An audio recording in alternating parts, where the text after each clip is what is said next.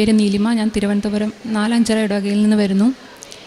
എനിക്ക് കൃപാസന അമ്മ ചെയ്തു തന്ന ഒരു നന്മയെ പറയാൻ വേണ്ടിയാണ് ഞാനിവിടെ വന്ന് നിൽക്കുന്നത്. ഞാൻ എയർ ഇന്ത്യയിൽ ക്യാബിൻ ക്രൂ ആയിട്ട് 8 വർഷമായിട്ട് വർക്ക് ചെയ്യുകയാണ്. 2018 പ്രൈവറ്റൈസേഷൻ ആയപ്പോഴത്തേന് ജോബ് പോകുമെന്നുള്ളൊരു സ്ഥിതിയായി. എന്ത് ചെയ്യണമെന്നിങ്ങനെ വിചാരിച്ചിരിക്കുമ്പോഴാണ് ഏതെങ്കിലും ഇൻ്റർനാഷണൽ എയർലൈനിന് കൊടുക്കാമെന്ന് വിചാരിക്കുന്നത്. 2018 തൊട്ടേ ശ്രമിക്കുവാണ് പല എയർലൈൻസിൽ, ഖത്തറിൽ, എമിറേറ്റ്സിലൊക്കെ. 2-3 എയർ ഇന്ത്യ ക്യാബിൻ ക്രൂവിൻ്റെ ഇൻ്റർവ്യൂ 3 ദിവസം ഉണ്ടാവും. ലാസ്റ്റ് റൗണ്ട് വരെ എത്തും. പക്ഷേ എന്താണെന്നറിയത്തില്ല, ലാസ്റ്റ് റൗണ്ട് ആകുമ്പോൾ റിജക്റ്റ് ആവും. അവരോട് നമുക്ക് കാരണം ചോദിക്കാൻ പറ്റില്ല, എന്താ റിജക്ഷൻ്റെ കാരണം നമുക്ക് ചോദിക്കാൻ പറ്റില്ല.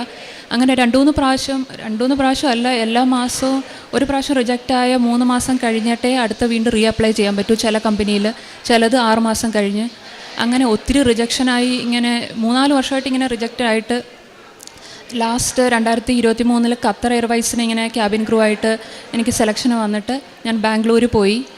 3 ദിവസമായിരുന്നു ഇൻ്റർവ്യൂ. 2 ദിവസം എനിക്ക് കിട്ടി. 3-ാമത്തെ ദിവസം ഞാൻ രാവിലെ 8 മണിക്ക് റിപ്പോർട്ട് ചെയ്യണമെന്ന് പറഞ്ഞിട്ട് രാവിലെ എഴുന്നേറ്റ് ക്യാബിൻ ക്രൂ ആയതുകൊണ്ട് മേക്കപ്പൊക്കെ ഇട്ട് ഇറങ്ങണമല്ലോ എന്ന് വെച്ചിട്ട് രാവിലെ നോക്കിയപ്പം മുഖത്തൊരു ചെറിയൊരു കുരു പോലെ. അപ്പം ഞാൻ വിചാരിച്ചു ഈ അലർജിയുടെ എന്തെങ്കിലും ആയിരിക്കുമെന്ന് വിചാരിച്ചു. റെഡിയായി. പിന്നെയും തലയൊക്കെ ചീവിയപ്പോഴും തലയിലൊക്കെ വേദന ഉണ്ടായിരുന്നു. അപ്പോഴും ഞാനൊന്നും മനസ്സിലാവുന്നില്ല. ഓക്കെ, സാധാരണ എന്തെങ്കിലും ആയിരിക്കും.